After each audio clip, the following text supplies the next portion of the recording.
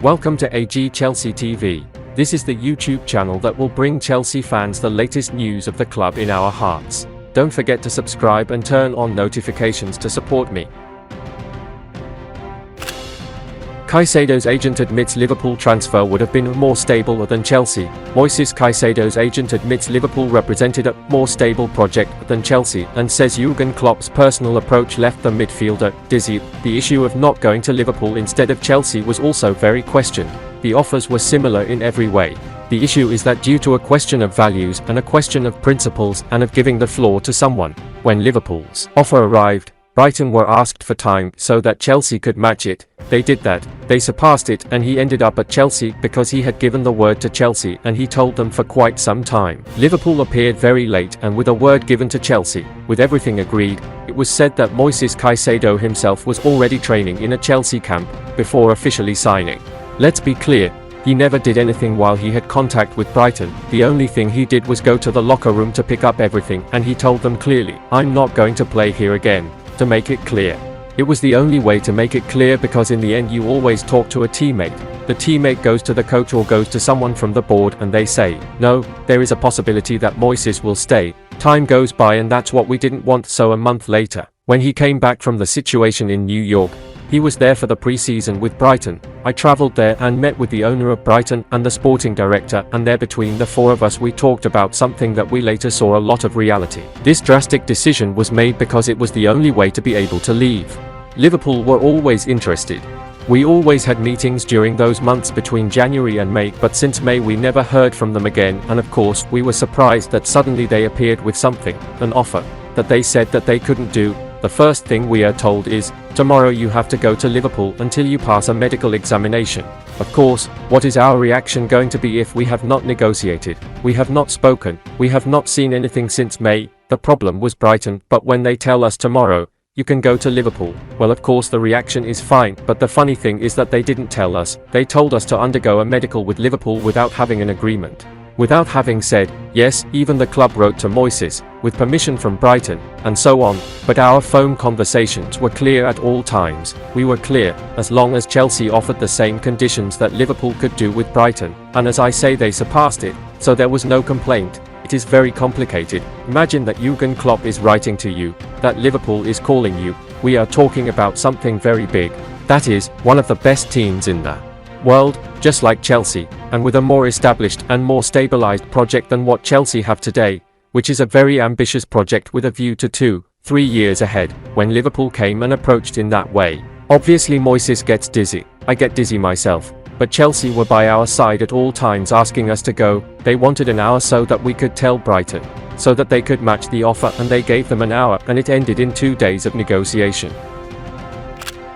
Chelsea now in talks over swap deal for former striker. Chelsea have held internal discussions about a potential swap deal involving Romelu Lukaku and Tammy Abraham. That is according to a report from Give Me Sport. Romelu Lukaku joined Tammy Abraham at AS Roma during the summer, but it has now been claimed that Chelsea have spoken about possibly leaving the former there while bringing in the latter. Abraham was, of course, on Chelsea's books before, and The Athletic states that the Blues have the option to re-sign the striker for £69 million because of a buyback clause. However, it looks like they could try and avoid paying that price by offering Lukaku, who has only joined Roma on loan. Chelsea swapping Lukaku for Abraham could make a lot of sense. The Blues need to sign a new striker, while it is quite clear that Lukaku does not want to be at Stamford Bridge. As well as that, Abraham looks more than open to joining his former club. In an interview with 442 earlier this year, he refused to rule out a return to West London. Chelsea, who have only scored 7 goals in the Premier League this season, appear to have identified Brentford's Ivan Toney as the man who can fix their problems up front. According to the Evening Standard, they are ready to go toe-to-toe with London rivals Arsenal for his signature in January. If Chelsea lose that battle against Arsenal or Toney ends up moving elsewhere, then maybe they should give serious consideration to bringing Abraham back to Stamford Bridge.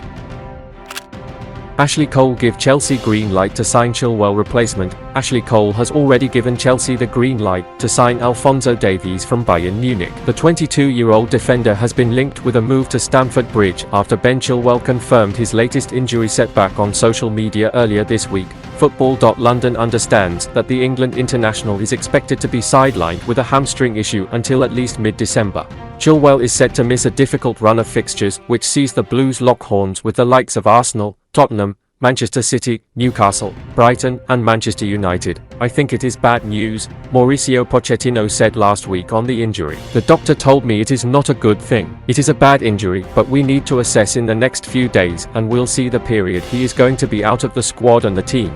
But I think it doesn't look good, the injury, with the Chelsea vice-captain's injury record becoming a cause for concern. Mauricio Pochettino appears to have entered the market for a new left-back. According to 90 Minutes, the West Londoners have shown an interest in Davies, who sees his contract at the Allianz Arena expire in 2025. The report states that Manchester City and Real Madrid are also keen on the Canada international. However, in a bid to fend off interest, 90 Minutes state that Bayern are preparing to offer Davies a new contract. While it remains to be seen whether or not Chelsea launch a bid for the £69.3 million rated Canadian, Cole has already given his stamp of approval. Speaking to the Mirror in 2020, the former Blues defender heaped the utmost praise on Davies. "He's so direct, he's quick, he can go inside or outside," said Cole. "I played against him in the MLS and, obviously, he couldn't combine there with players of the quality Bayern have. Moving to Bayern was a big step. It was a huge risk going from somewhere he was comfortable to play with top stars, but he has just improved his timing, his understanding, when to go in behind, when to drag people out of position. He has improved on his decision-making and, of course, his strength is his speed. Everyone wants to give him time on the ball and you can't do that because he is so quick."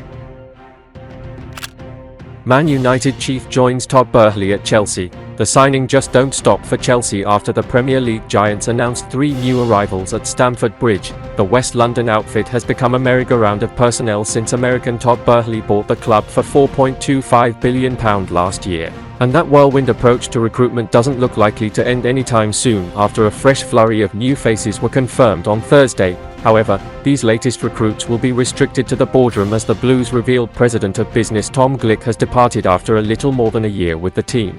And among those ready to help fill the void is Kasper Stylesvig, who once worked under Sir Alex Ferguson as Manchester United sponsorship director. Stylesvig, who spent 2 years at Barcelona prior to joining United in 2008, then moved on to Fulham in 2016, will start work as Chelsea's new Chief Revenue Officer in November.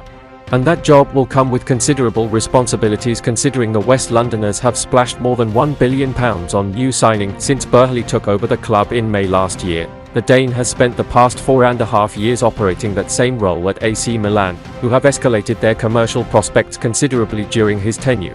The Rossoneri announced record losses of £130 million in 2018-19, Stylesvig's first season at the San Siro, before seeing revenue rise to around £260 million in 2021-22, a 14% increase on the previous year. And that's the end of this video. Don't forget to subscribe and turn on notifications to support me.